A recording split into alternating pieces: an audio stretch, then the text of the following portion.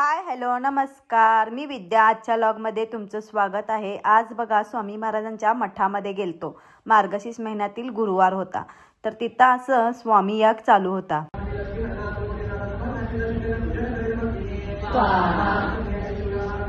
दिवसभर उपवास असल्यामुळे लवकरच जेवणाची तयारी चालू केली. तर जेवणामध्ये बघा मेथी मटर मलई हीची भाजी आणि कोथिंबीरच्या वड्या, वरण, भात आणि चपाती आणि आम्रखंड असं मी नैवेद्याचं ताट तयार केलं.